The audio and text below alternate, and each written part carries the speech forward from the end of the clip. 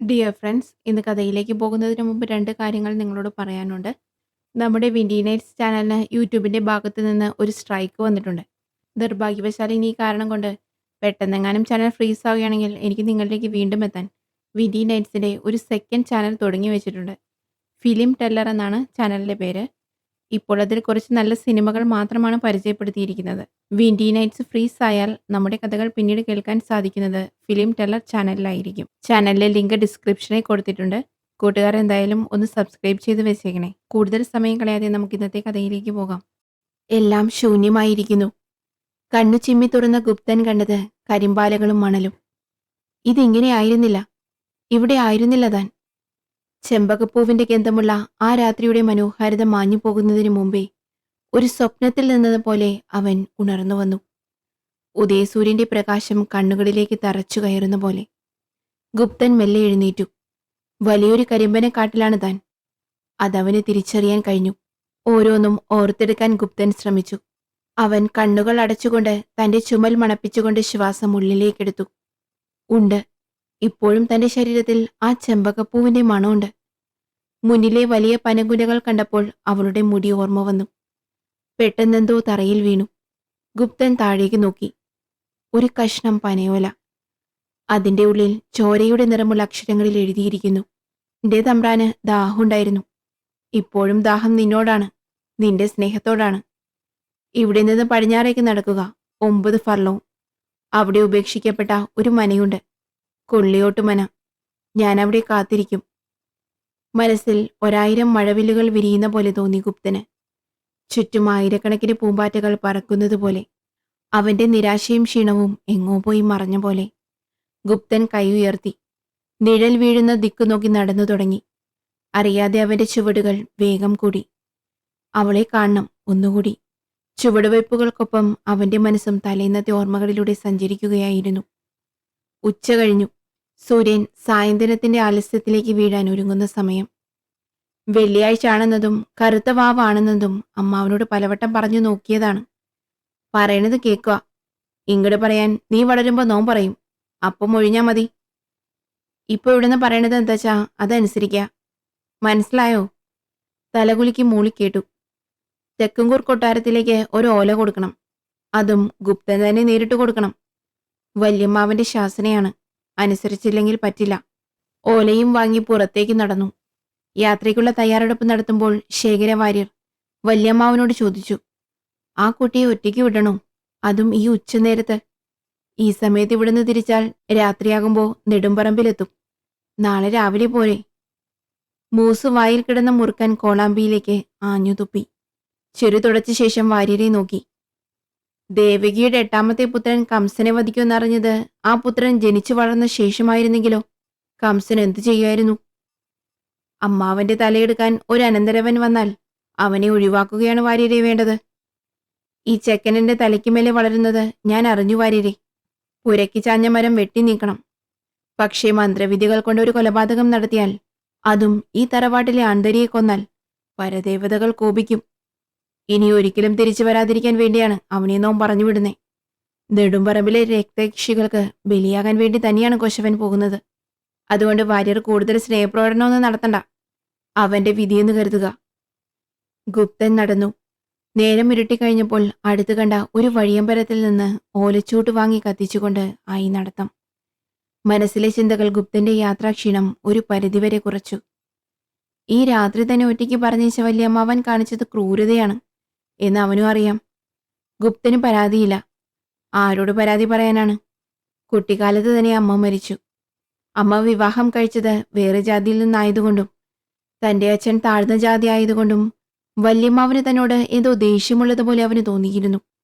ആ വീട്ടിലെ ജോലി ചെയ്യാനും മഹാമന്ത്രവാദിയായ വല്യമ്മാവന് പൂജാസാധനങ്ങൾ സംഘടിപ്പിക്കാനും ഒരു ജോലിക്കാരനെ പോലെയാണ് അവനെ അവർ കണ്ടിരുന്നത്. 3 നേരം ആഹാരം കിട്ടും. ഒരാഴ്ച മുമ്പാണ് അമ്മാവന് ദേഷ്യം വരാനിടയായ സംഗതി നടന്നത്.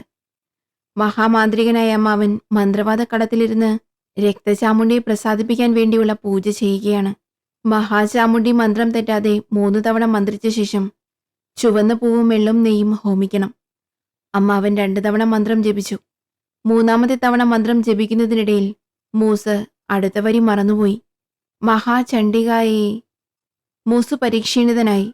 2 തവണയേ കേട്ടിട്ടുള്ളൂ എങ്കിലും ആ മന്ത്രം ഗുപ്തന്റെ മനസ്സിൽ പതിഞ്ഞിരുന്നു. അമ്മാവൻ മന്ത്രം മറന്നു എന്ന് മനസ്സിലാക്കിയ ഗുപ്തൻ ബാക്കി ഭാഗം മെല്ലെ മൂളി. ഇത് കേട്ടപ്പോൾ മൂസിന് ഓർമ്മ വന്നു. ഗുപ്തനിൽ നിന്ന് കേട്ട മൂസ് മന്ത്രജപം പൂർത്തിയാക്കി. എന്നാൽ മൂസിന് ഇത് വലിയൊരു അപമാനമായാണ് തോന്നിയത്. 1001 തവണ മനസ്സിൽ ഉരുവിട്ട് കാണാപ്പാഠം പഠിച്ച തന്നേക്കാൾ ഒരു പീറച്ചക്കൻ മന്ത്രം കാണാതെ പഠിച്ചിരിക്കുന്നു. പിന്നീട് മൂസിന് ഗുപ്തനോട് എന്തോ വൈരാഗ്യമുള്ളതുപോലെയായിരുന്നു. കാലൊരു കല്ലിൽ തട്ടിയപ്പോൾ ഗുപ്തൻ ചിന്തയിൽ നിന്നുണർന്നു. ഓരോന്നാലോചിച്ചാലോചിച്ച് നടക്കുകയായിരുന്നു ഗുപ്തൻ. ഓലച്ചൂട്ട് കെടാറായി. കൂരാക്കൂരിരുട്ട്. ദൂരെ ഒരു വെളിച്ചം കണ്ടു ഗുപ്തൻ അങ്ങോട്ട് നടന്നു. അതൊരു ക്ഷേത്രമായിരുന്നു. പഴയൊരു ദേവീക്ഷേത്രം. ഗുപ്തന്റെ മനസ്സിൽ അല്പം സമാധാനം തോന്നി. അവിടെ ഒരു നെയ്വിളക്ക് കത്തുന്നുണ്ട്. ഗുപ്തൻ ക്ഷേത്രമതിൽ കെട്ടിന്റെ ഉള്ളിൽ കടന്നു. പഴയൊരു ക്ഷേത്രം. ഗുപ്തൻ ശ്രീകോവിലിന്റെ മുന്നിൽ നിന്ന് പ്രാർത്ഥിച്ചു. അമ്മേ ദേവി, ഈ ഇരുട്ടിൽ നീയൊരു വെളിച്ചം കാണിച്ചു. അടിയനിന്നിവിടെ കിടക്കുകയാണ്. കാത്തോളണേ ദേവി. ചെറിയൊരു ആൾത്തറ അകത്തുണ്ട്. ഗുപ്തൻ ഭാണ്ഡം തലയിണയാക്കി കിടന്നു. ദൂരെ പട്ടി ഒളിയിടുന്ന ശബ്ദം. അകലെ എവിടെയോ വവ്വാലുകൾ ചിറകടിക്കുന്നു. പെട്ടെന്നൊരു കാറ്റ് വീശി. നെയ്വിളക്ക് ദുർബലമായി ആടിയുലഞ്ഞെങ്കിലും കെട്ടില്ല. ഗുപ്തൻ ചരിഞ്ഞു കിടന്നു. കാലിനു നല്ല വേദന തോന്നി. ഒരുപാട് നടന്നതിൻ്റെയാകും.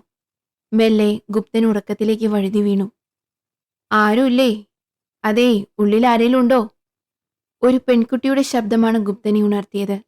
എത്ര നേരം താൻ ഉറങ്ങിയെന്ന് ഗുപ്തന് നിശ്ചയില്ല. അയാൾ എഴുന്നേറ്റിരുന്ന് കണ്ണു തിരുമ്മി. കാറ്റിന് ചെമ്പകപ്പൂവിന്റെ മണം. അകത്താരേലും ഉണ്ടോ? മോഹിപ്പിക്കുന്ന ശബ്ദം.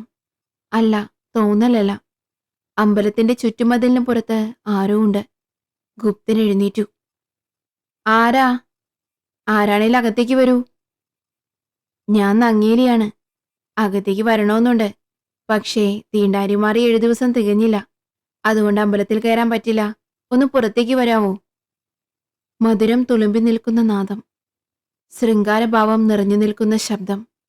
നിലാവ് നന്നായി തെളിഞ്ഞിട്ടുണ്ട്. ഒരു സ്വപ്നത്തിലെന്നോണം ഗുപ്തൻ നാലമ്പലത്തിന് പുറത്തേക്ക് നടന്നു. വലിയൊരു കാറ്റ് വീശി. നെയ്വിളക്കണഞ്ഞു. ഇതൊന്നും അറിയാതെ യാന്ത്രികമായി ഗുപ്തൻ പുറത്തേക്ക് നടന്നു. പടിവാതിലിലെത്തിയപ്പോൾ നിലാവെളിച്ചത്തിൽ ഗുപ്തൻ കണ്ടു വെണ്ണക്കല്ലിൽ കടഞ്ഞെടുത്ത പ്രതിമ പോലെ ഒരു പെൺകുട്ടി. മെലിഞ്ഞ ശരീരം, പേടിച്ച കണ്ണുകൾ. ആ കണ്ണുകൾ പ്രതീക്ഷയോടെ അവനെ നോക്കുന്നു. കാന്തം ആകർഷിച്ചതുപോലെ ഗുപ്തൻ അവളുടെ നേർക്ക് നടന്നു നീങ്ങുമ്പോൾ അവൻ മറന്നുപോയ ഒരു കാര്യമുണ്ടായിരുന്നു. അന്ന് അമാവാസിയാണ്. കറുത്ത വാവ്.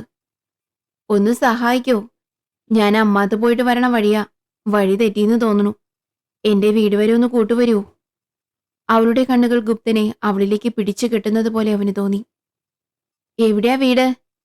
അതോ, അതല്പം നടക്കാനുണ്ട്. ഒറ്റയ്ക്ക് പോകാൻ പേടിയാ. തമ്പ്രാൻ എന്റെ കൂടെ വരാമോ? പനങ്കുല പോലത്തെ അവളുടെ മുടിയിഴകളിൽ നിലാവ് പടർന്നപ്പോൾ ഒരു ദേവീ വിഗ്രഹം പോലെ ഗുപ്തന് തോന്നി. അവനെല്ലാം മറന്നിരുന്നു. അങ്ങനെ നിലാവിൽ തെളിഞ്ഞു കണ്ട ആ വീതിയുള്ള വഴിയിലൂടെ മുന്നിൽ ഗുപ്തനും പിന്നിൽ അവളുമായി നടന്നു.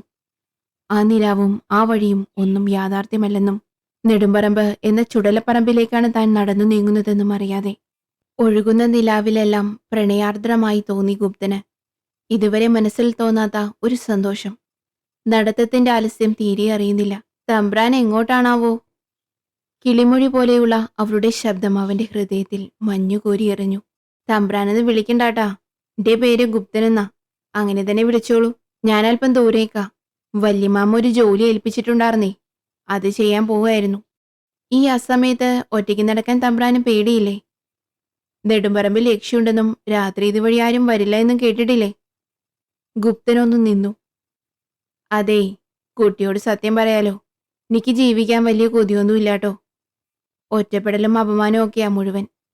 ഒരുപക്ഷെ മരിക്കണതാവും നല്ലത്. അവൾ കുറച്ചുനേരം ഒന്നും മിണ്ടിയില്ല.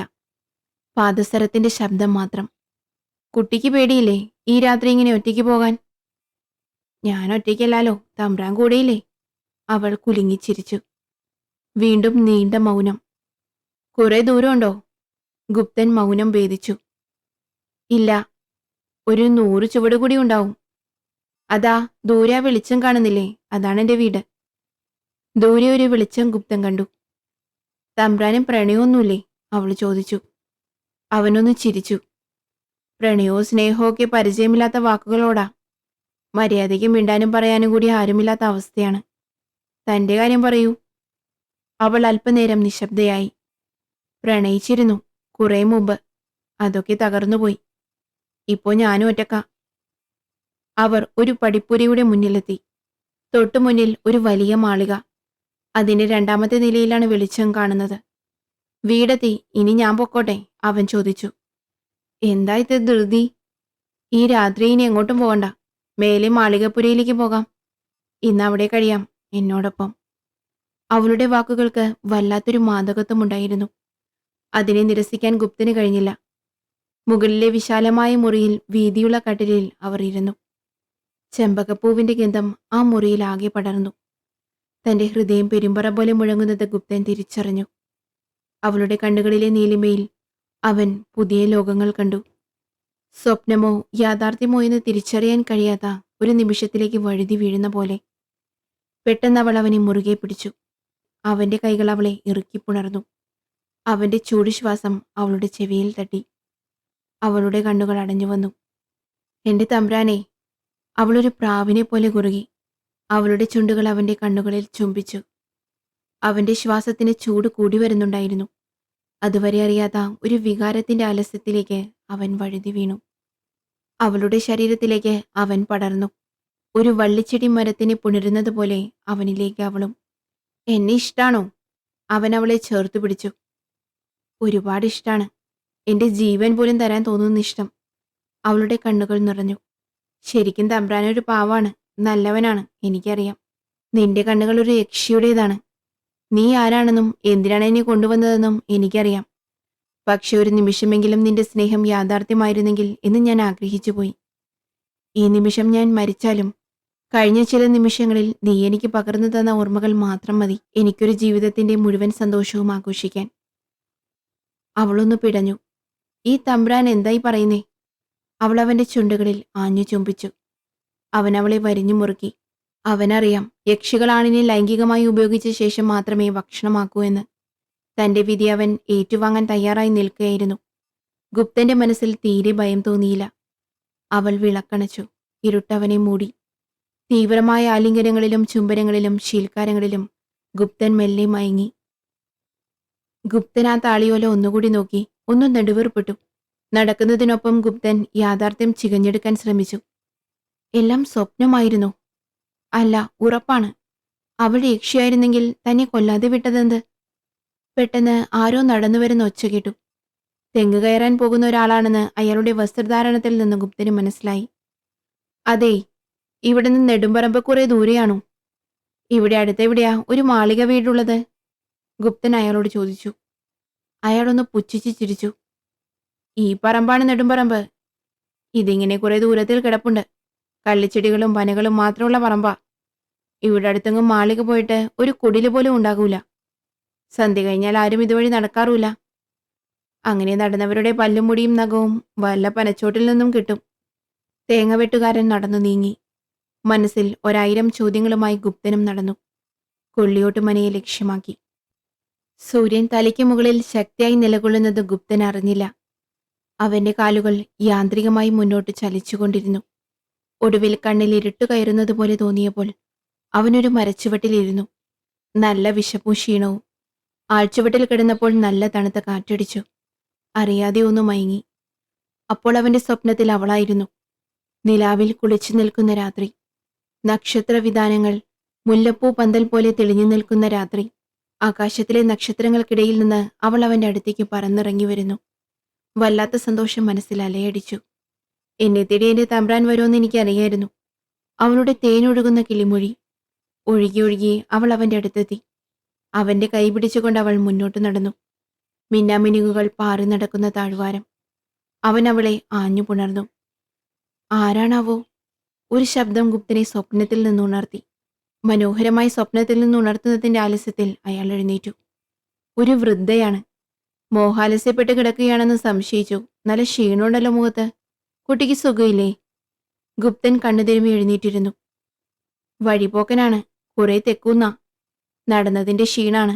അല്പം വെള്ളം കിട്ടിയാൽ കൊള്ളാവുന്നുണ്ട്. ഗുപ്തന് അവരുടെ സ്നേഹപൂർണമായ ചോദ്യം ഒരുപാട് ഇഷ്ടപ്പെട്ടു. വെള്ളമല്ല, അല്പം കഞ്ഞിയാ വേണ്ടത്. ദേ ആ വളവിൽ കാണുന്നത് എന്റെ വീട്. വാ, ഇച്ചിരി കഞ്ഞി കുടിച്ച് പനമ്പായയിൽ കിടന്ന് തെല്ലി വിശ്രമിക്കാം. എന്നിട്ടാകാം യാത്ര. അത് അധികാരപൂർവമായ ഒരു ആജ്ഞ പോലെ തോന്നി ഗുപ്തന്. അമ്മ മകനോട് പറയുന്നത് പോലെ. ഗുപ്തൻ അവരുടെ പിന്നാലെ നടന്നു. ചെറിയൊരു ഓലമേഞ്ഞ വീട്. അവൻ ഉമ്മറത്ത് പായയിലിരുന്നു. ഒരു കുഴിയൻ പിഞ്ഞാണത്തിൽ ആവി പറക്കുന്ന കഞ്ഞിയും കാന്താരി ചമ്മന്തിയും ഉപ്പിലിട്ട കണ്ണിമാങ്ങയുമായി ആ വൃദ്ധ വന്നു. കോട്ടിയ പ്ലാവില കരണ്ടിയിൽ ആവി പറക്കുന്ന കഞ്ഞി വായിലേക്ക് ഒഴിച്ചപ്പോൾ വല്ലാത്ത സമാധാനം തോന്നി ഗുപ്തന്. വൃദ്ധ പടിയിലിരുന്ന് അവൻ ആർത്തിയോടെ കഞ്ഞി കുടിക്കുന്നത് നോക്കിക്കൊണ്ടിരുന്നു. നല്ല വിശപ്പുണ്ടായിരുന്നു അല്ലേ? അവനൊന്ന് ചിരിച്ചുകൊണ്ട് വീണ്ടും ആർത്തിയോടെ കഞ്ഞി കുടിച്ചു. മുഖവും കഴുത്തുമൊക്കെ നന്നായി വിയർത്തു. ഗുപ്തൻ കഞ്ഞി കുടിച്ച് പുറത്തിറങ്ങി വാകഴുകി വന്നപ്പോൾ വൃദ്ധ ഉമ്മറത്ത് പായ വിരിച്ചു. ഒരു തലയിണയും വിശറിയും കൂടി ആ വശത്ത് വെച്ചു. കുറച്ചുനേരം കിടന്ന് വിശ്രമിച്ചോളൂ. ഒന്നും മിണ്ടാതെ ഗുപ്തൻ പായയിൽ കിടന്നു. ചെറു കാറ്റ് വീശുന്നുണ്ട്. കുറെ നേരം സുഖമായി ഉറങ്ങി. എഴുന്നേറ്റപ്പോൾ നേരം സന്ധ്യയായിരുന്നു. എഴുന്നേറ്റു കുട്ടി, നല്ല ക്ഷീണുണ്ടായിരുന്നുല്ലേ? സാരില്ല, ഇവിടെ നിന്ന് വിശ്രമിച്ചിട്ട് നാളെ യാത്ര തുടരാം. ആട്ടെ, എങ്ങോട്ടാ യാത്ര? അവനത് സമ്മതമായിരുന്നു. കുറെ വർഷങ്ങൾക്ക് ശേഷം തൃപ്തിയായി ആഹാരം കഴിച്ചത് അന്നായിരുന്നു. അമ്മ മരിച്ച ശേഷം സ്നേഹത്തോടെ താൻ ആഹാരം കഴിക്കുന്നത് നോക്കിയിരിക്കാൻ ആരും ഉണ്ടായിരുന്നില്ല.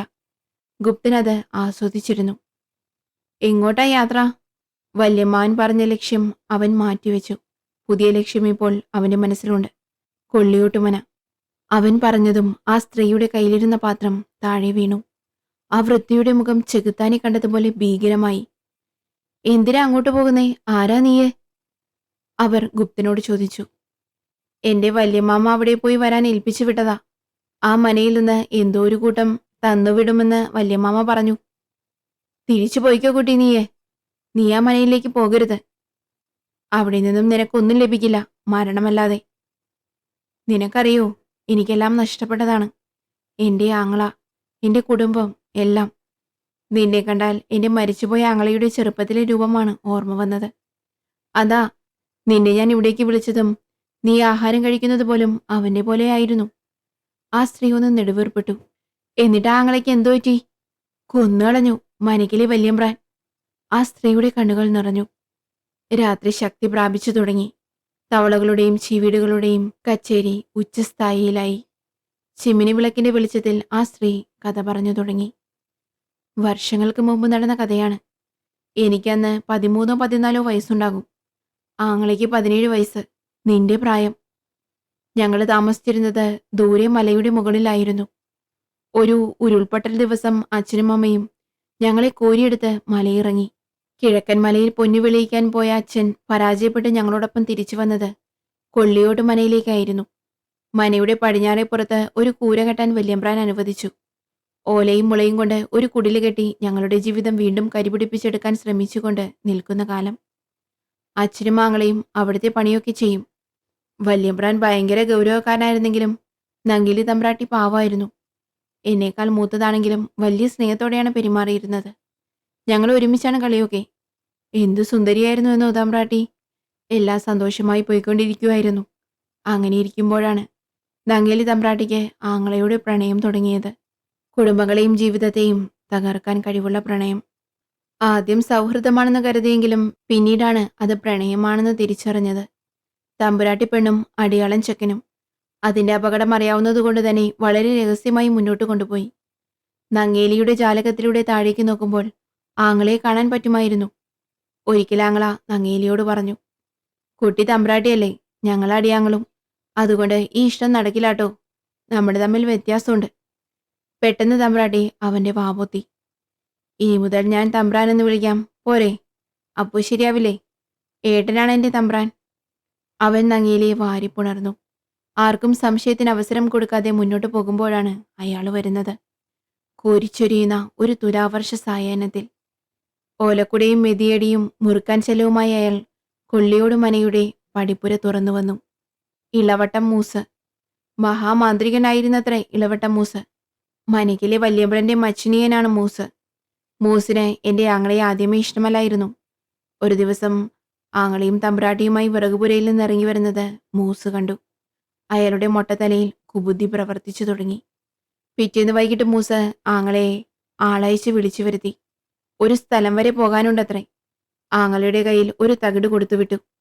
നേരം പുലർന്നിട്ട് പോയാൽ പോരെയെന്ന് ചോദിച്ചതിന് പോരാ, ഇപ്പോൾ തന്നെ പോയേ തീരൂ എന്നായി മൂസും വല്യമ്പ്രനും. അന്ന് പോയ ആങ്ങളെ പിന്നീട് കണ്ടിട്ടില്ല. പിന്നെ ഒരിക്കലും ആങ്ങളെ മടങ്ങി വന്നിട്ടുമില്ല.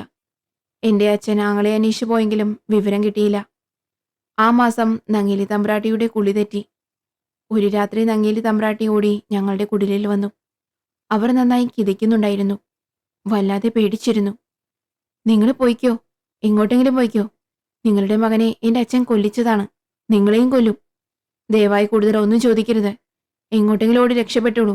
ഈ രാത്രി പുലരാൻ നിൽക്കണ്ട. ഇതും പറഞ്ഞ് തമ്പുരാട്ടി വേഗം അവിടെ നിന്ന് പോയി. അച്ഛന് പേടിയുണ്ടായിരുന്നു. ഞങ്ങൾ ആരും അന്ന് ഉറങ്ങിയില്ല. കുറച്ചുനേരം കഴിഞ്ഞപ്പോൾ ആരോ ഞങ്ങളുടെ കുടിലിന് നേർക്ക് വരുന്നത് അച്ഛൻ കണ്ടു. തമ്പ്രാട്ടി പറഞ്ഞത് ഓർമ്മയിലുള്ളതുകൊണ്ട് അച്ഛൻ ഞങ്ങളെയും കൂട്ടി രഹസ്യമായി അടുക്കള വഴി പുറത്തു കടന്ന് തെങ്ങിൻ തോപ്പിൽ ഒളിച്ചിരുന്നു.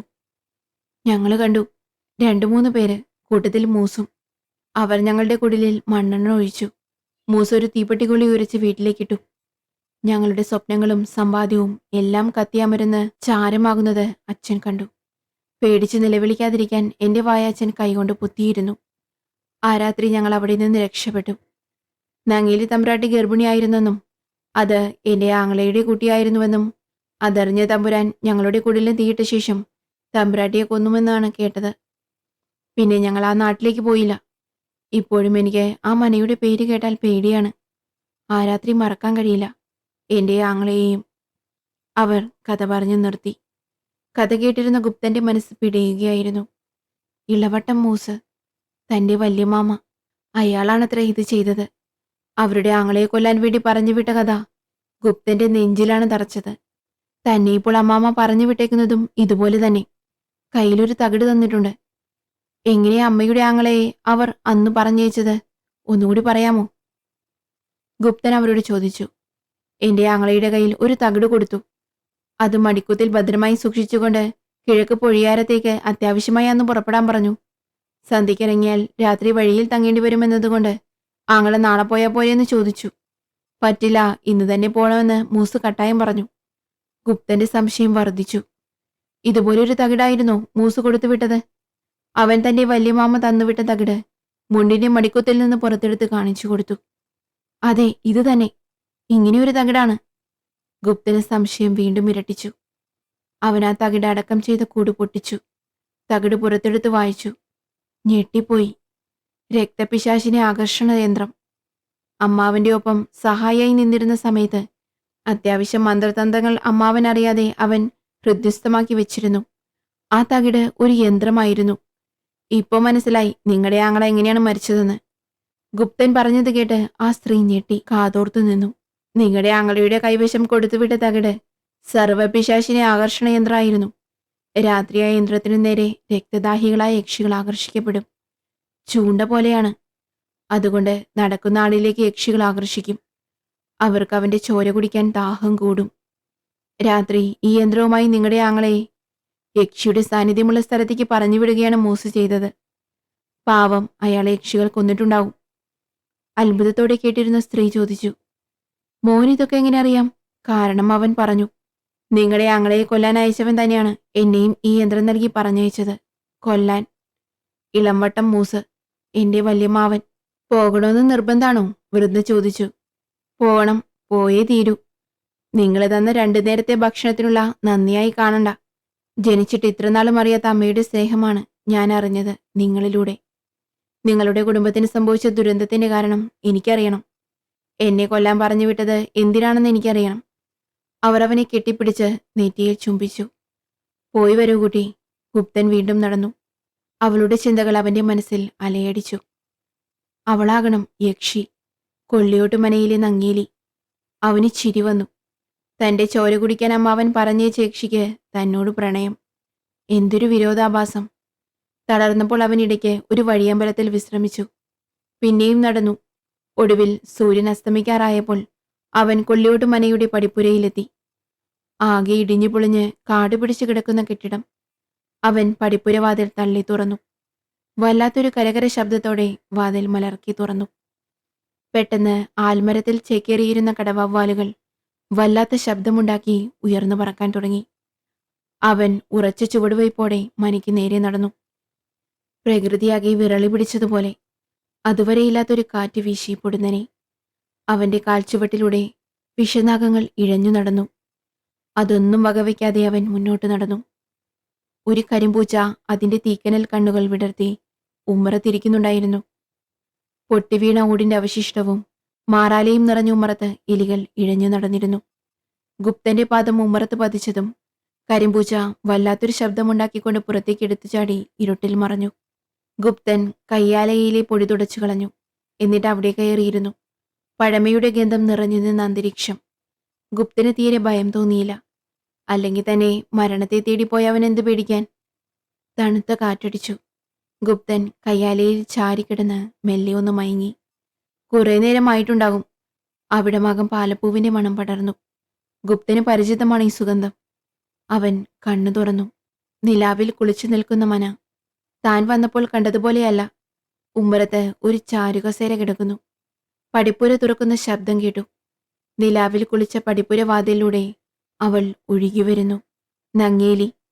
അവന്റെ ഹൃദയമിടിപ്പ് കൂടി. അവളുടെ കണ്ണുകളിൽ അവനോടുള്ള അടങ്ങാത്ത സ്നേഹം ഗുപ്തൻ കണ്ടു. അവൾ അവന്റെ തൊട്ടടുത്തെത്തി. ഗുപ്തൻ അവളെ വാരിപ്പുണർന്നു. എന്റെ തമ്പ്രാൻ വരുമെന്ന് എനിക്കറിയായിരുന്നു. അവളുടെ ശബ്ദത്തിൽ വല്ലാത്ത ദാഹം നിഴലിച്ചിരുന്നു. അവൻ അവളെ ഇറുക്കി ഇറുക്കി പുണർന്നു. അവളുടെ ചുടിശ്വാസം തന്റെ ചെവിയിൽ പതിക്കുമ്പോൾ അവന്റെ രോമകൂപങ്ങൾ എഴുന്നേറ്റു നിന്നു. എത്രയോ വർഷങ്ങൾക്ക് ശേഷം കണ്ടുമുട്ടുന്ന പ്രണേതാക്കളെ പോലെ അവർ ആഞ്ഞു ചുംബിച്ചു.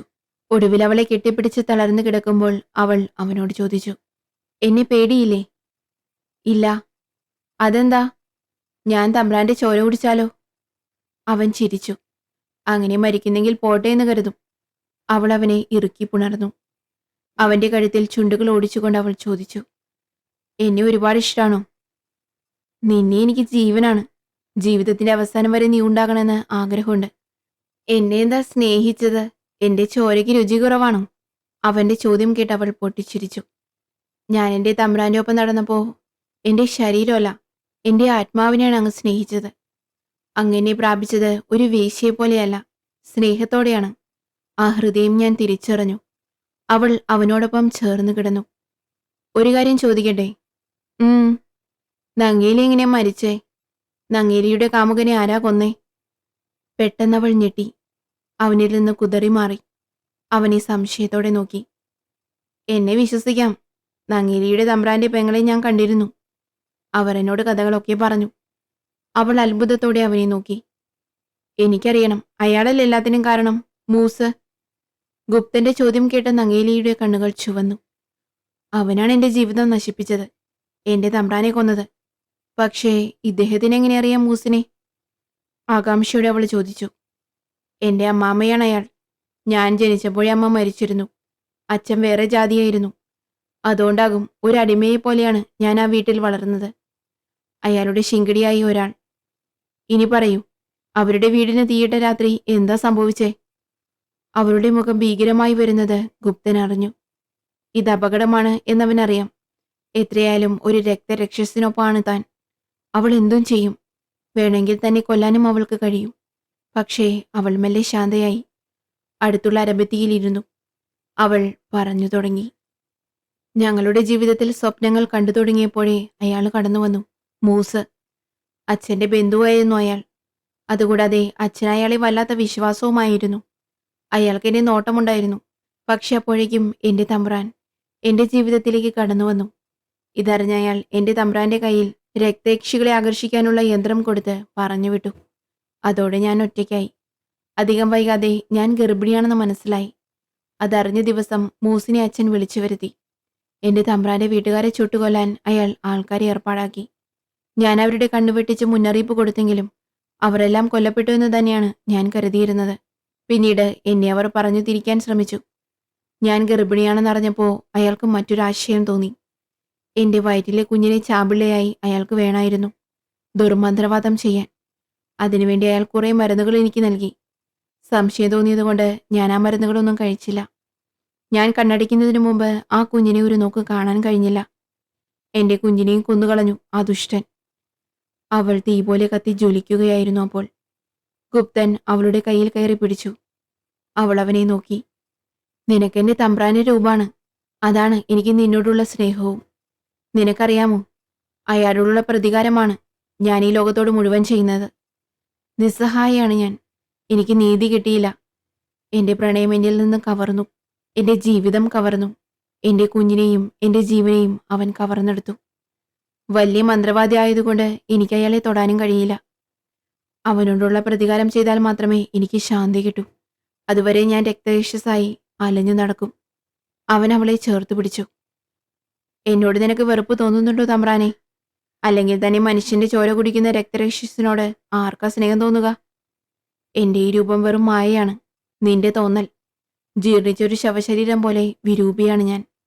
ഈ പാലപ്പൂവിന്റെ ഗന്ധം കൊണ്ട് മറയ്ക്കപ്പെട്ടത് പച്ച മാംസം അഴുകിയ എന്റെ ഗന്ധമാണ്. ശരിക്കുള്ള എന്നെ നിനക്ക് വെറുപ്പായിരിക്കും, എനിക്കറിയാം. അവളുടെ കണ്ണുകൾ നിറഞ്ഞു. ഇല്ല നങ്ങേലി, എന്റെ ജീവിതത്തിൽ സ്നേഹമെന്തെന്നറിഞ്ഞ നിമിഷങ്ങൾ നിന്നിലൂടെയായിരുന്നു. നിനക്കെന്റെ ജീവനും ജീവിതവും സമർപ്പിച്ചുകൊണ്ട് തന്നെയാണ് നിന്നിലേക്ക് ഞാൻ അലിഞ്ഞു ചേർന്നത്. നിന്നെ വെറുക്കാൻ എനിക്ക് കഴിയില്ല.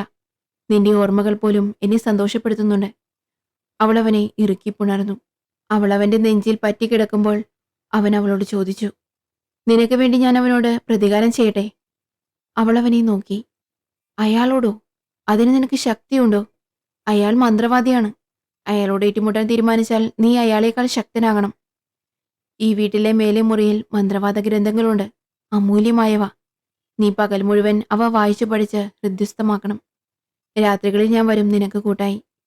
41 ദിവസം കൊണ്ട് നിനക്ക് കഴിയുന്നത്ര ശക്തി പ്രാപിക്കുക. എന്നിട്ട് നിനക്ക് അതിനുള്ള കഴിവ് വന്നെന്ന് തോന്നിയാൽ പോകണം അവന്റെ മുന്നിലേക്ക്. എന്നിട്ട് എനിക്ക് വേണ്ടി പ്രതികാരം നിർവഹിക്കണം. അവനവളുടെ കൈകൾ കവർന്നുകൊണ്ട് പറഞ്ഞു. നിനക്ക് വേണ്ടി മാത്രമല്ല, എനിക്ക് അന്നം തന്ന ആ അമ്മയ്ക്കും അവരുടെ സഹോദരനും വേണ്ടി. എന്റെ ജീവിതം ഇങ്ങനെ വ്യർത്ഥമാക്കിയതിന്റെ പ്രതികാരം, എന്നെ കൊല്ലാൻ പറഞ്ഞയച്ചതിന്റെ പ്രതികാരം. എന്റെ തമ്പ്രാനത് കഴിയും. ലോകം മുഴുവൻ ഭയക്കുന്ന നെടുമ്പറമ്പിലെ രക്തയക്ഷിയല്ലേ തമ്പ്രാന്റെ കാമുകി? അവൾ തമാശ പോലെ പറഞ്ഞു. അവൻ വീണ്ടും അവളെ വാരിപ്പുണർന്നു. പിറ്റേന്ന് പുലർച്ചെ അവൻ എഴുന്നേറ്റപ്പോൾ പതിവ് പോലെ അവൾ അവിടെയില്ല. ഗുപ്തനകത്തെ വാതിൽ തുറന്നു. അവിടമാകെ ആരോ തൂത്തു വൃത്തിയാക്കിയിട്ടിരിക്കുന്നു. മുകളിലേക്കുള്ള ഗോവണി കയറി അവള് പറഞ്ഞ മുറിയുടെ വാതിൽ തുറന്നു. ഉള്ളിൽ പൊടി പിടിച്ച ദേവീ വിഗ്രഹം, ചുറ്റും പുസ്തകങ്ങളും താലിയോലകളും. വിശന്നു നിൽക്കുന്ന കുട്ടി ഭക്ഷണത്തിന് നേർക്ക് ആർത്തിയോടെ നോക്കുന്നത് പോലെ അവൻ ആ പുസ്തകങ്ങൾ എടുത്തു നോക്കി. പെട്ടെന്ന് മുകളിൽ നിന്ന് എന്തോ താഴെ വീണു. ഗുപ്തനത് നോക്കി. ഒരു മരപ്പെട്ടി, ഉള്ളിൽ നിറയെ സ്വർണ്ണ നാണയങ്ങൾ. ഗുപ്തന്റെ കണ്ണു മഞ്ഞളിച്ചു. അവിടെ പിന്നെയും 7-8 പെട്ടികൾ ഇരുന്നിരുന്നു. അവയിലെല്ലാം നിറയെ സ്വർണം. ഗുപ്തൻ അതിൽ നിന്ന് ഒരു പിടി സ്വർണം വാരിയെടുത്ത് പുറത്തേക്ക് നടന്നു. ഒരാഴ്ച കൊണ്ട് ഗുപ്തൻ കൊള്ളിയോട്ട് മനയിലെ കാടൊക്കെ ആളെ നിർത്തി വൃത്തിയാക്കി. ആവശ്യം വേണ്ട സാധനങ്ങളൊക്കെ വാങ്ങി. അടുക്കളയിലും പുറംപണിക്കുമായി 4-5 പേരെ ഏർപ്പാട് ചെയ്തു. ഒറ്റ നിബന്ധന മാത്രം, വൈകുന്നേരം 6 മണിക്ക് ശേഷം ആരും പടിപ്പുര കടന്നു വരാൻ പാടില്ല. പണിക്കാർക്ക് അയാളെ പേടിയായിരുന്നു. ആദ്യത്തെ 3 രാത്രികളിൽ നങ്ങേലി വന്നിരുന്നു. 3-ാമത്തെ രാത്രി അവൾ പറഞ്ഞു, ബ്രഹ്മചാരിയും നിഷ്ഠകളും അത്യാവശ്യമാണ് ഈ മന്ത്രങ്ങൾ പഠിക്കാൻ. അതുകൊണ്ട് ഇനി 41 ദിവസം കഴിഞ്ഞേ ഞാൻ വരൂ. ഗുപ്തനത് ഇഷ്ടായില്ല. വെറുതെ കണ്ടാലെങ്ങനെ ബ്രഹ്മചാര്യം പോകുന്നേ? അങ്ങനെ വെറുതെ കാണാൻ നടക്കില്ലല്ലോടാ വികൃതി ചെക്ക. എന്നെ കണ്ടാൽ നീ കുരുത്തക്കേട് കാണിക്കും, എനിക്കറിയാം. അവനിലേക്ക് പടർന്നു കയറിക്കൊണ്ട് അവൾ പറഞ്ഞു. പിന്നീടുള്ള ദിവസങ്ങൾ പഠനത്തിൻ്റെതായിരുന്നു. കൊള്ളിയോട്ട് ഭഗവതിയുടെ കാവിൽ വർഷങ്ങൾക്ക് ശേഷം വിളക്ക് തെളിഞ്ഞു. സൽമൂർത്തികളും ദുർമൂർത്തികളുമായ എല്ലാ ശക്തികളെയും വരുതിയിൽ വരുത്താൻ കഴിയുന്ന നിലയിലേക്ക് ആ 41 ദിവസങ്ങളിൽ ഗുപ്തൻ വളർന്നു. മനയിലെ പണിക്കാർ വിളിക്കുന്നത് പോലെ കൊള്ളിയോട്ട് ഇളയ തമ്പ്രാനായി ഗുപ്തൻ മാറുകയായിരുന്നു. 41-ാമത്തെ ദിവസം അവളെത്തി. കൊള്ളിയോട്ട് മനയിലെ യക്ഷി, ഞാൻ നാളെ പുറപ്പെടുകയാണ് മൂസിനെ കാണാൻ. അയാൾ 41 വർഷങ്ങളിലൂടെ നേടിയ തപസ്യ ഞാൻ 41 ദിവസങ്ങളിൽ സ്വായത്തമാക്കി. നങ്ങേലിയും എൻ്റെ ഒപ്പം വരണം. ഇതുവരെയെല്ലാം നഷ്ടപ്പെട്ടവരായിരുന്നു നീയും ഞാനും. ഇനി നഷ്ടപ്പെടുന്നതിന് സുഖം അവനും അറിയണം, മൂസ്. ഗുപ്തന്റെ കണ്ണുകളിൽ നിശ്ചയദാർഢ്യം കണ്ട് നങ്ങേലിക്ക് വല്ലാത്തൊരു സന്തോഷം തോന്നി. അകലെ കാലൻ മൂങ്ങ നീട്ടിമൂളി. വവ്വാലുകൾ ചുറ്റിപ്പറന്നു. പ്രകൃതിയും കാത്തിരിക്കുകയായിരുന്നു. പതിവില്ലാതെ നത്തച്ചലിക്കുന്ന ശബ്ദം മൂസിനെ വല്ലാതെ വേവലാതിപ്പെടുത്തി. ഈ നാശം പിടിച്ചതിനൊക്കെ എന്തിന്റെ സുഖേടാ? ആരോടൊന്നില്ലാതെ വെറുപെറുത്തുകൊണ്ട് മൂസ ചാരുകസേരയിൽ കിടന്ന് വിശറികൊണ്ട് വീശി സ്വയം തണുപ്പിച്ചു. വടക്കേ പറമ്പിലെ നാളികേരം മുഴുവൻ പത്തായ്പുരയിൽ നിറച്ചായിരുന്നു. ഇനി അവരെ പറഞ്ഞു വിട്ടോട്ടെ? മുഷിഞ്ഞൊരു തോർത്തുമുടുത്ത് പ്രത്യക്ഷപ്പെട്ട വാര്യർ ചോദിച്ചു. മൂസൊന്ന് മൂളി. പെട്ടെന്ന് പടിപ്പുരയിൽ ഒരാളനക്കം കേട്ട് മൂസ് തലയുയർത്തി നോക്കി. പൊടുന്നനെ അയാൾ ഞെട്ടിത്തെരിക്കുന്നത് വാര്യർ കണ്ടു. പടിപ്പുരയിൽ അവൻ, 1000 സൂര്യ തേജസ്സോടെ ഉറച്ച കാൽവയ്പ്പുകളോടെ ഗുപ്തൻ. മുഷിഞ്ഞ ഒറ്റമുണ്ടുടുത്ത് ഇറങ്ങിപ്പോയ അവൻ ചെമ്പട്ടുമുടുത്തു നിൽക്കുന്നു. മൂസ് ചാരുകസേരയിൽ നിന്ന് എഴുന്നേറ്റു. കണക്കുകൂട്ടൽ എവിടെയോ പിഴച്ചല്ലോ വാര്യരെ, അത് അവൻ തന്നെയാണോ? നോക്കൂ. സംശയം തീരാതെ അയാൾ ചോദിച്ചു. അത് ഗുപ്തൻ കുഞ്ഞു തന്നെയാണ്. മൂസ് കണ്ണടച്ച് വലതു കൈ നെഞ്ചോട് ചേർത്ത് വെച്ച് എന്തോ ജപിച്ചു. പെട്ടെന്ന് മുറ്റത്ത് തീയാളി. ചുറ്റിലും തീയെ. അത് കടന്നു വരാൻ കഴിയാതെ ഗുപ്തൻ നിന്നു. എന്താ നിന്നുപോയേ? എന്നോടെന്തോ ചോദിക്കാൻ വന്നതല്ലേ? ഇത്രയുള്ളൂ നീ എന്ന കാര്യം നീ ഒന്നുകൂടി മനസ്സിലാക്കാൻ വേണ്ടിയാ ഇപ്പോ ഇത് ചോദിച്ചേ. വന്ന വഴിയെ ഉയിര് രക്ഷിച്ചു പോകാൻ നോക്കുന്നോ, അതോ പടിഞ്ഞാറ് നിൽക്കുന്ന മാവ് വെട്ടിച്ച് എന്നെക്കൊണ്ട് ഉദകക്രിയ ചെയ്യിക്കുന്നോ? പരിഹാസത്തോടെ മൂസ് ചോദിച്ചു. ഗുപ്തന്റെ ചുണ്ടിൽ ഒരു ചിരി തെളിഞ്ഞു. ഒരു നിമിഷം കണ്ണടച്ച് മന്ത്രിച്ചുകൊണ്ട് അവൻ മുന്നോട്ട് നടന്നു. ആളിപ്പരക്കുന്ന തീയുടെ നടുവിലൂടെ ഗുപ്തൻ കടന്നു വന്നപ്പോൾ തീയണഞ്ഞു. ഇളിബിനായി നിന്ന മൂസിന്റെ മുന്നിൽ നിന്ന് അയാളുടെ കണ്ണുകളിൽ നോക്കി ഗുപ്തൻ നിന്നു. അവന്റെ കണ്ണുകളെ അഭിമുഖീകരിക്കാൻ കഴിയാതെ അയാളുടെ കണ്ണുകൾ താഴ്ന്നു. വല്യമാമ എന്നെ കൊല്ലാൻ വിട്ടതാണല്ലേ? ഇത്രയും വർഷങ്ങൾ എന്നെ കൊല്ലാക്കൊല ചെയ്തിട്ടും മതിയാകാതെ എന്നെ കൊല്ലാൻ പറഞ്ഞു വിട്ടു അല്ലേ? എനിക്കറിയണം എന്തിനാണ് എന്നെ കൊല്ലാൻ വിട്ടതെന്ന്. എന്നെ ചോദ്യം ചെയ്യാൻ നീ വളർന്നോ കൊശവാ? എവിടെ നിന്നോ 1-2 മന്ത്രത്തിന്റെ അറ്റവും മൂലയും പഠിച്ചതിന്റെ അഹങ്കാരം എന്നോട് കാണിക്കാൻ വന്നാ നിന്റെ കൈയും കാലും ഞാൻ തല്ലിയൊടിച്ച് നിലവറയിലിട്ട് കളയും. മൂസ ദേഷ്യം കൊണ്ട് വിറച്ചു. തൊടില്ല താൻ. ആ കാലം കഴിഞ്ഞുപോയി. ആ ഗുപ്തൻ മരിച്ചുപോയി. ഈ പുതിയ ഞാൻ നിന്നെ പേടിക്കുന്നില്ല. ദേഷ്യം വന്ന മൂസ് കാലുയർത്തി ഗുപ്തന്റെ നെഞ്ചിൽ ആഞ്ഞു ചവിട്ടി. ഗുപ്തൻ വീഴാനാഞ്ഞു. പക്ഷെ വീണില്ല. അടുത്ത പ്രഹരത്തിനായി മൂസ് കൈ ഉയർത്തി. ഗുപ്തൻ ഒഴിഞ്ഞു മാറി ഒന്ന് കുനിഞ്ഞ് കാലിൽ പിടിച്ച് അയാളെ താഴെയിട്ടു. താഴെ വീണുകിടന്ന മൂസിന്റെ നെഞ്ചിൽ കാൽവെച്ച് ഗുപ്തൻ നിന്നു. ഗുപ്തന്റെ ചുണ്ടിലൂടെ മന്ത്രം ഉരുവിട്ടു. മൂസിന് സംസാരിക്കാൻ കഴിയാതെയായി. മന്ത്രങ്ങൾ ഉച്ചരിക്കാൻ കഴിയാത്ത അവസ്ഥ. തന്റെ നാക്ക് കെട്ടിയിരിക്കുന്നു. ജപിക്കുന്ന മന്ത്രങ്ങളെല്ലാം അക്ഷരം തെറ്റി പിഴച്ചു പോകുന്നു. അയാൾക്ക് തോൽവി മണത്തു. നാവിലൂടെ ചോരയുടെ രുചി. എന്നെ രക്ഷിക്കണേ, കൊല്ലരുതേ. അയാൾ അവ്യക്തമായ രീതിയിൽ തൊഴുതു. ഗുപ്തൻ കാല് മാറ്റിയില്ല. എന്തിനാണ് എന്നെ കൊല്ലാൻ നോക്കിയത്? അവന്റെ കാലിന്റെ പെരുവിരൽ മൂസിന്റെ നെഞ്ചിന്റെ നടുവിലേക്ക് ആഴ്ന്നിറങ്ങി തുടങ്ങി. മൂസിന് ശ്വാസം മുട്ടി. പറയാം, അയാൾ കാല് പിടിച്ചു പറഞ്ഞു. നീ എന്നെ കൊല്ലുമെന്ന് എന്റെ 6-ാം ഇന്ദ്രിയം തിരിച്ചറിഞ്ഞു. എന്റെ മുന്നിൽ വേറെ വഴി കണ്ടില്ല. നിന്നെ എനിക്ക് കൊല്ലാൻ കഴിയില്ല. നിന്നെ കൊന്നാൽ എന്റെ പരദേവതകൾ എന്നോട് കോപിക്കും. കാരണം നീ ഗുപ്തന്റെ കാല് കൂടുതൽ ആഴ്ന്നു. പറയ്, നീ എന്റെ അനന്തരവനല്ലേ? നീ കൊള്ളിയോട്ട് മനയിലെ ചോരയാണ്. കൊള്ളിയോട്ട് പരദേവതയുടെ അനുഗ്രഹം നിനക്കുണ്ട്. അതുകൊണ്ട് നിന്നെ കൊല്ലാൻ കഴിയില്ലായിരുന്നു എനിക്ക്. ഗുപ്തന്റെ കാലുകൾ ദുർബലമായി. തന്റെ ശക്തി ചോർന്നു പോകുന്നത് പോലെ തോന്നി. താൻ പ്രതീക്ഷിക്കുന്നതാകരുതേ മൂസിന്റെ വായിൽ നിന്ന് വരുന്നത് എന്നവൻ പ്രാർത്ഥിച്ചു. പക്ഷേ പ്രാർത്ഥന ദൈവം കേട്ടില്ല. നീ കൊള്ളിയോട്ടെ നങ്ങേലിയുടെ മകനാണ്. നിന്നെ പ്രസവിച്ചതും അവൾ മരിച്ചു. ചാപിള്ളയാണെന്ന് എല്ലാരും കരുതിയെങ്കിലും നിനക്ക് ജീവനുണ്ടായിരുന്നു. അവളുടെ വയറുകീറി പുറത്തെടുത്തപ്പോൾ അവളും മരിച്ചു. പക്ഷെ നീ ജീവിച്ചു. അവൻ തളർന്ന് തറയിലിരുന്നു. നങ്ങേലി തന്റെ അമ്മയായിരുന്നെന്നോ?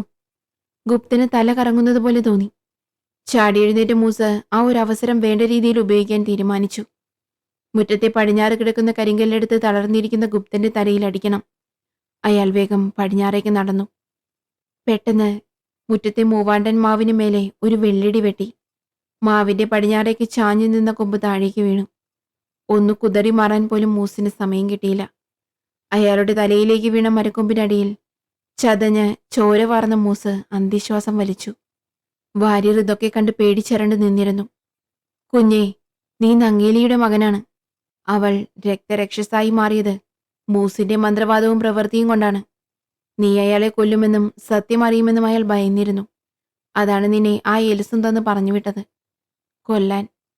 വാര്യർ കാര്യങ്ങൾ പറഞ്ഞു. കുറച്ചുനേരം ഇരുന്ന ശേഷം അവൻ എഴുന്നേറ്റു.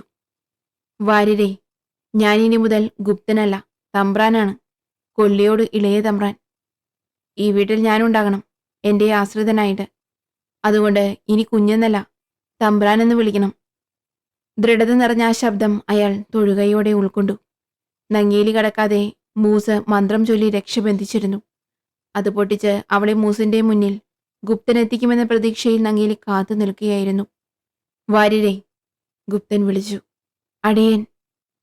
എനിക്ക് ബലിയിടണം.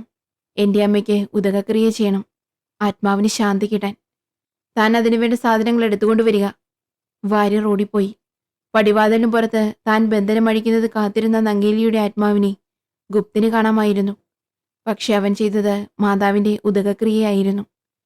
നങ്ങേലി മെല്ലെ മെല്ലെ അന്തരീക്ഷത്തിൽ അലിഞ്ഞ് വിലയം പ്രാപിക്കുന്നത് ഗുപ്തൻ വേദനയോടെ കണ്ടു. അവന്റെ കണ്ണിൽ നിന്ന് 2 തുള്ളി കണ്ണുനീർ ബലിച്ചോറിൽ വീണു. സന്ധ്യയോടെ അവിടുത്തെ ചടങ്ങുകൾ പൂർത്തിയാക്കി ഗുപ്തൻ കൊള്ളിയോട്ടേക്ക് തിരിച്ചു. നേരം പാതിരാത്രിയായി. പൊഴിയാരത്തേക്ക് പോകുന്ന വഴി. പാലപ്പൂവിന്റെ മണം. ഗുപ്തൻ ആൽമരത്തിന്റെ ചുവട്ടിൽ ഒന്ന് വിശ്രമിച്ചു. ആരെയോ പ്രതീക്ഷിച്ചെന്ന പോലെ. വഴിയുടെ അങ്ങേയറ്റത്ത് നിന്ന് ഒരു പെൺകുട്ടി നടന്നു വരുന്നത് ഗുപ്തൻ കണ്ടു. മുറുക്കാൻ ഇച്ചിരി ചുണ്ണാമ്പ് കിട്ടോ? അവൾ ചോദിച്ചു. ഗുപ്തനൊന്ന് ചിരിച്ചു. മനസ്സിൽ മന്ത്രങ്ങൾ ഉരുവിട്ടുകൊണ്ട് അയാൾ ചുണ്ണാമ്പ് പൊതിയെടുത്ത് നിവർത്തി. 20 വർഷങ്ങൾക്ക് മുമ്പ് ഇതുപോലെ അവിടെ വന്ന യുവാവിന്റെ മരണത്തിന് പ്രതികാരം ചെയ്യാൻ വന്ന അയാളുടെ മകനാണ് തന്റെ മുന്നിൽ എന്നറിയാതെ ആ യക്ഷി കൈ നീട്ടി. ഡിയർ ഫ്രണ്ട്സ്, ഈ കഥയുടെ അവസാനിച്ചു. തുടക്കത്തിൽ പറഞ്ഞതുപോലെ ഫിലിം ടെല്ലർ എന്ന ചാനൽ കൂടി സബ്സ്ക്രൈബ് ചെയ്ത് വയ്ക്കാൻ മറക്കല്ലേ. അതിന്റെ ലിങ്ക് ഡിസ്ക്രിപ്ഷനിൽ ചേർത്തിട്ടുണ്ട്. കൂടുതൽ കഥകളുമായി നമുക്ക് വീണ്ടും കാണാം. നിങ്ങൾ തരുന്ന സ്നേഹത്തിനും സപ്പോർട്ടിനും ഒരുപാട് നന്ദി. ബൈ.